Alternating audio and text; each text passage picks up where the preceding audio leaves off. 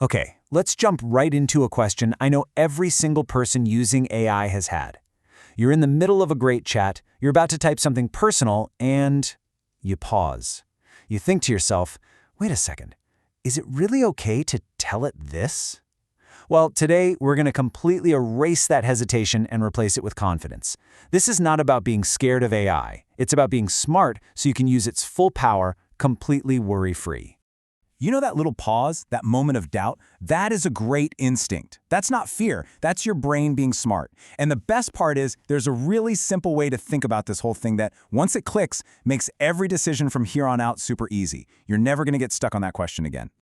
So, how do we make it so easy? Well, it all comes down to one simple idea: understanding where your conversations actually go. See, every prompt you type doesn't just disappear into some magic AI cloud. Nope. It travels over the internet to the company's servers, and once it's there, it might be stored, and it could even be reviewed by a real human team trying to make the AI better.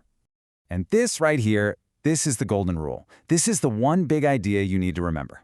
Think of it like this. You are not having a private, secret chat. You are basically writing an email to a huge corporation. You'd include the right details to get a good answer, of course, but you wouldn't just drop your bank password in the letter, right? Once you get that, everything else just falls right into place. This slide really just nails that shift in thinking, doesn't it? On the left is how it feels when you're using it. It feels private, like you're talking to a buddy. But the reality on the right, that's what keeps you safe. It's a corporate record, not a personal diary. It might be read by staff, just like a customer service ticket. When you think this way, you're automatically protected, no matter what a company's specific privacy policy says.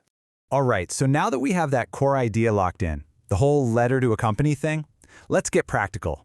We're going to break it all down into a super simple three-part system. You can just think of it like a traffic light for your personal info. It'll make deciding what to share almost automatic. First up, we've got the green light. This is all the good stuff. This is the information that actually helps the AI give you amazing personalized answers. You know, sharing your first name, what you do for a living, your city, your hobbies. This gives the AI the context it needs to go from a generic tool to your personal assistant. And none of it puts you at any risk. Next up is the yellow light. Now, this stuff isn't necessarily forbidden, but it's definitely a pause and think for a second category. Things like your full home address, other people's full names, or your exact salary. Before you share anything on this list, just ask yourself, do I really need to share this exact detail to get what I want? 9 times out of 10, a more general version works just fine. And finally, the red light. This list is absolute, non-negotiable. There is zero gray area here. Social security numbers, passwords, PINs, full credit card numbers, those little 2FA codes that pop up on your phone. I mean, you can see the pattern here, right? All of this stuff is extremely sensitive for a very, very good reason. And here's the reason why. Every single item on that never share list is basically a key. It's a key that someone could use to unlock your bank account, your email, your entire digital life. They could use it to pretend to be you. The AI simply does not need this kind of data to help you plan a trip or write a cover letter. So the rule is simple. These keys always, always stay in your pocket. Period. Okay, I really want to shift gears for a minute to something that is incredibly important for anyone who uses these tools for their job. Seriously, if you use AI at work, this is the one part you really need to listen to. I want to be really clear. This is not some theoretical what if. This has actually happened. People have been let go from their jobs because they pasted sensitive company information. We're talking client data, internal memos, secret project plans into a public AI tool. And the problem isn't that the AI is malicious, it's about data security. That information left the company's secure systems and ended up on a third-party server. That is a massive no-no. So the rules for using AI at work are pretty straightforward. Rule 1, if your company provides an approved AI tool, use that one and only that one. Rule 2, if they don't, you have to check the company's official policy first.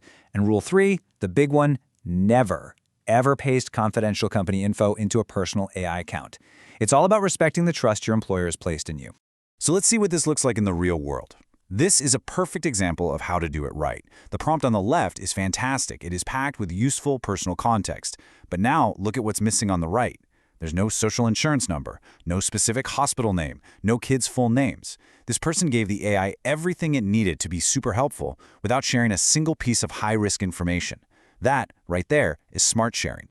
So, we've covered the mindset, we've got the 3-tier framework, but I want to give you one last thing, a final tool. Think of it as your ultimate shortcut for making the right call every single time, even if you forget all the other details. Here it is. Before you hit send on a prompt you're a little unsure about, just ask yourself this one simple question. Would I be okay if this showed up in a news article tomorrow? If the answer is, yeah, no problem, then you're totally fine. But if your gut tightens up and the answer is, oh, heck no, then it's time to rephrase it. This one question is your ultimate safety net. It just works. And just one last little bit of advice. Your chat history with an AI becomes a pretty detailed record of your thoughts and plans.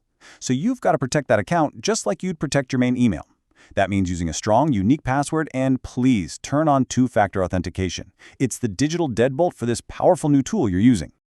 So let's wrap this all up. The goal here was never, ever to make you afraid of talking to an AI. It was to give you the playbook so you can do it with complete and total confidence. This isn't about being secretive. It's about being a smart sharer. And now you know exactly how to be one.